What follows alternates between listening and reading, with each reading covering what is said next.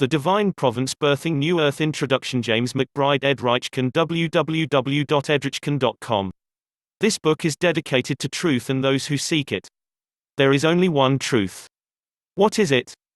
Ironically, you already know. Yet it is difficult to extract it.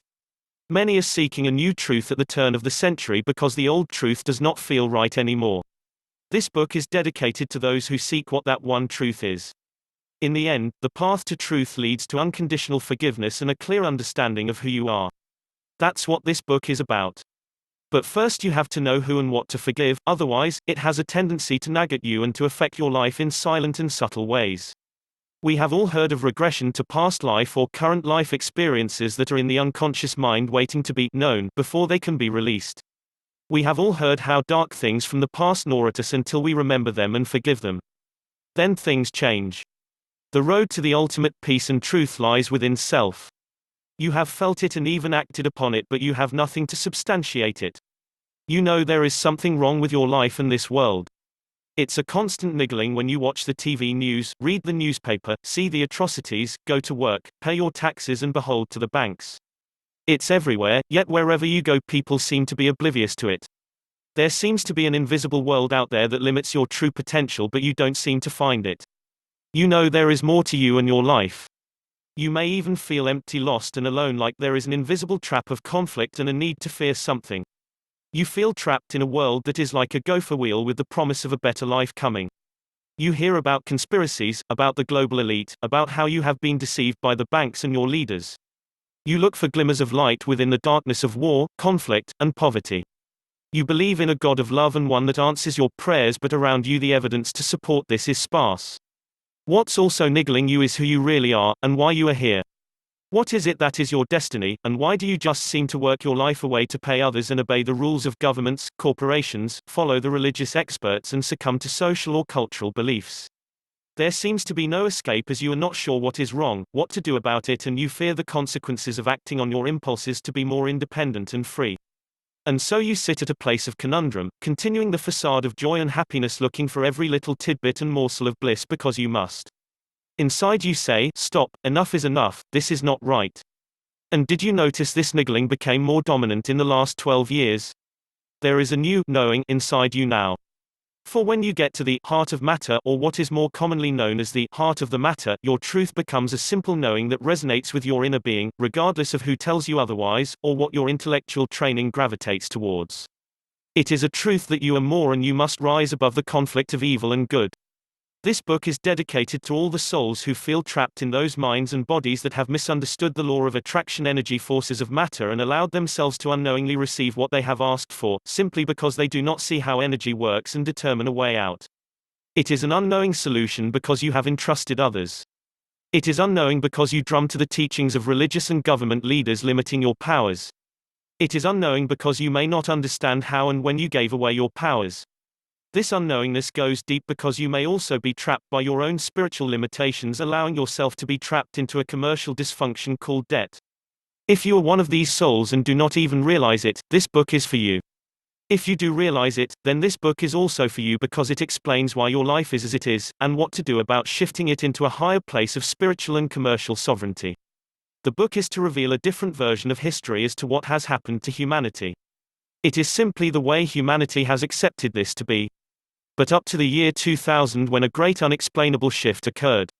This shift has brought into attention a remarkable new picture of the dark and the light, allowing humanity to make an informed choice to rise above all of it. On the other hand, you may be quite happy to be where you are. That is fine too. It is your choice as to how you live your life. But one thing is for sure. If you are born into a family, a culture, a nation, you are born into a code of belief and conduct that becomes your initial path of life, whether it is royalty, slavery, poverty or wealth. That is your initial birthright. But is it your true birthright? Perhaps being born a human has a different birthright than the one you were born into as a blood family. It has to do with the truth of who you are beyond what you see and believe you are as a human being, drumming to what religious and government leaders tell you. With the mind and ego's refusal to acknowledge who you are, you may find that these leaders are not functioning in your best interest as an eternal entity of etheric energy. And as you approach one of the most miraculous times in human evolution in all of the history of the cosmos, it would be nice to have some inkling of a better alternative than simply living in a body, living whatever comes your way, and dying. As you may have been captured into the matrix of money and materialism, perhaps there is a little exit light in the tunnel of physical life that you did not know about. This book is about a new truth that is rapidly emerging like a tsunami worldwide. It is a shifting consciousness of awareness of what humanity has received by way of their own volitions as a sea of debt and struggle, a life that is not what was meant to be, and certainly what was not a place that humanity's trust and faith in their leaders would take them to. Humanity has given way to sovereignty of spirit and commerce, and the awareness of this not being what humanity has simply accepted as being in the best interest is the tsunami resulting from this sea of illusion. The illusion is that the harder we work, the greater the debt which has intruded the total fabric of our lives. The illusion is that we nullify our own beliefs of peace and harmony because we believe what our leaders tell us about the many gods.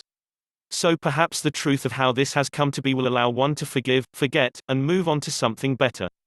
We have been lost in a sea of illusion because we decided that this was okay. And we trusted that our leaders, that we the people placed there to protect and preserve freedom and liberty. The faith is that they will work in service of all as one, a natural consequence of the trust that we gave to the religious and government leaders. Something about the tsunami of increasing mistrust indicates that this faith is amiss. The message of a way of life is now vibrant with the message of a need to learn lesson from the old, forgive that which has been, and shift into a new birthright. But what is the difference? This book is brought to all in order to present what has happened, what is happening, and what can happen should each individual choose to take an action to accept a new belief, and to act upon it. It all begins with a knowing of the two sides of the coin, light and dark, good and evil, so that a comparison can be made. And that comparison, initiated as separation and polarity, once forgiven without condition, becomes unity. That decision arises when your own experience and knowing has an awareness of the two sides of the coin. This book will present dark and light, evil and good. At the source lies two forces of Lucifer and Christ that creates polarity and conflict. Know that whether these people and events presented here are either evil or good is a judgment call based upon individual perception. And depending upon where your belief is positioned, bad and good are interchangeable. In the middle sits a doorway that merges the two. On the other side of the door is unconditional love of spirit. The key to the door is unconditional forgiveness. Let us give you a briefing of the thesis of this book. In the beginning of life, your soul takes its journey of expression. In the end of life, your soul leaves with what it experienced. During its time of expression there is polarity, separation from itself, where all that is your experience and expression is interchangeable from dark to light or a shade of gray depending upon your perception of your life lessons and what you choose to retain. In the end and the beginning, you are soul that is the Godhead of creation who wills itself to express that which it is love. In the end and the beginning there is no thing that can be everything that is your creation, your illusion of reality where you play out your acts. In the end and the beginning it is absoluteness to no attachments as you come in pure and leave pure back to you and the essence of you love. In a near-death experience, a glimpse of this is given. So why would one who knows this, linger between the end or the beginning? Is it not time to gather your life's lessons of polarity and separation and send them back from whence they came, illusion? The issue is that most do not know this. This book is to show you how interchangeable dark and light can be. Look at the other side of the coin and decide for yourself. There is a new revelation in this book that will take you beyond belief at first. It is because what you will read presents a different version to the world of God and man than has been taught. It is a story of the dark and the evil earthling being polar to the light and the good earthling. First of all, this is not about conspiracy theory. We are all responsible for our choices the same way we decide to choose to work for a corporation. It is about what simply has evolved as humanity's ways. It is about a different picture of history and a different look at the evolution of Earthlings upon planet Earth. The lesson cannot be learned if it is unknown. The wrongs cannot be forgiven if they are not brought into one's awareness. One cannot become enlightened if one cannot see the light. And one cannot manage the energy of manifestations if one does not understand the rules. Secondly, this book is not meant to judge what is evil. Although there are many quotes, passages and references in this book that support evil and a satanic diabolical conspiracy, that is not the belief of the authors. It is this author's belief that at some point in the evolution of the spiritual earthling, light and dark will coalesce into the higher being of unity regardless of Christ or Lucifer beliefs. And it is in this light that this book is written, so as to see and understand the conflict, then to rise above it. It is the author's belief that all soul regardless engage of the expression of life to allow others to learn and rise in their quest home. The purpose is to shift your financial and spiritual affairs into the jurisdiction of peace and sovereignty in a new light. Although it may not seem apparent to you, your sovereignty of who you really are may have been given away without your knowing, thus slowing your rise above. It has to do with simple ideas and concepts to do with polarity and unity being applied to you in opposition to the way it was meant. In particular, the focus is from a standpoint of commerce and religion, the two greatest forces on planet Earth. Polarity, or the process of being attracted to opposite directions, is what has happened to the spiritual sovereignty as the Earthling has chosen to be separate from a spiritual self. In commerce, the Earthling has chosen to seek the benefits of employment with what we will call Planet Earth Inc., thereby giving away the sovereignty of mind and body. This process is simply choice to believe and apply the way in which you think, speak and act in accordance with that belief. The sole purpose of this book, however, is to bring into consciousness the possibility of forgiveness and entering the jurisdiction of unconditional love. Evil or good, dark or light, we all seek expression of the soul to find itself as a non-local piece of the source. At some point of this path through time and lifetimes there is a realization that you are the captain of your ship, that vessel of mind and body, and you reap what you sow in thought, word and deed. Once you understand this as an internal knowing of truth, you stop beating yourself up by attracting negative energies into manifest. At some point in the evolution from the power of the body into the power of the mind, comes a point where evil and good converge into spiritual truth of source from whence you came. That is the journey of the soul that has been creating its life expression in the lower realms of body and mind. Now the time is nigh when humanity is at a point of convergence and a locked gate called unconditional love and forgiveness. And so as a new perspective of how humanity has evolved into its current state of spiritual and commercial polarity unfolds, it is the author's hope that each can say, it is time to forgive those who have benefited at others' expense and to bring into manifest a life of peace and abundance. On the commerce side, the process has been one of unity.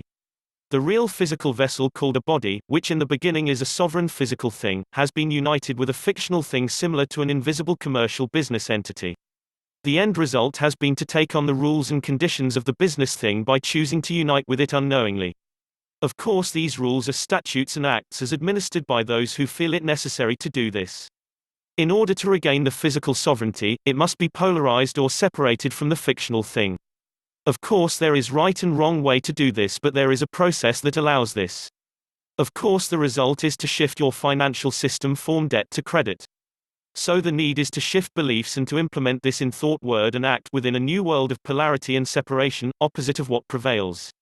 On the other side of spirituality, the polarity has evolved on this planet as separation of ideas, philosophies, into religions that dominate and are in fact responsible for the greatest carnage, conflict and war.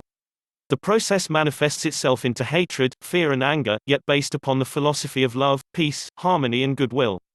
The revelation is that the shift to unity in that all of us are one, being one with the thinking, speaking and acting of love just happens to be at the root of all religions once you take the administrative and polar beliefs out of the way.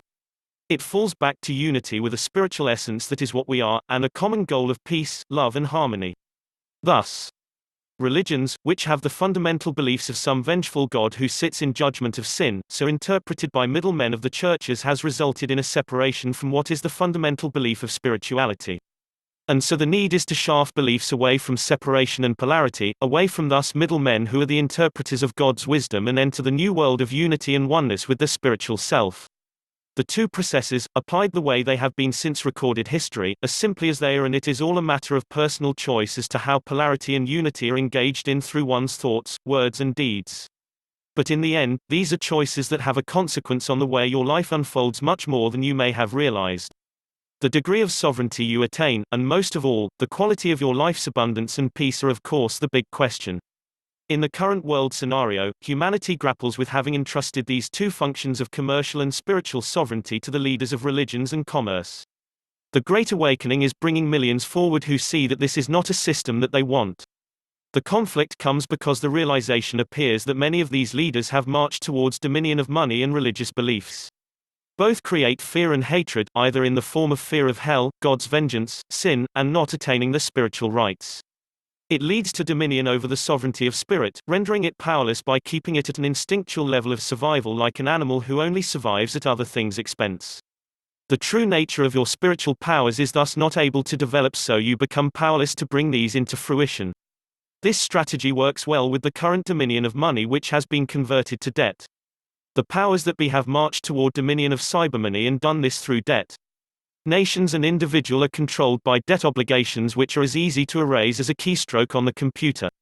In the march towards this dominion over money, the debt conversion of money with intrinsic value has been converted to a debt instrument which now controls nations, individuals, and the fabric of societies. Thus debt, under this dominion, keeps the mass working and powerless, totally focused again on survival, a lower, more instinctual, non-spiritual mode of existence. This book is about the way to implement the opposite strategies and, importantly, implement a new spiritual foundation of unity so as to perform the polarity in commerce, in peace, harmony, in love. It presents the polarity in a different light so one can clearly make a choice to rise above both schools of thought that are in constant battle. It is important in this to understand how and why these two major jurisdictions of spirit and commerce have evolved by Earthling's allowance. More importantly, it is vital to understand the owners, directors, administrators, and the controllers of the processes that have bound humanity to the continuing conflicts. It is time to meet the ones who created and run the planet Earth Inc.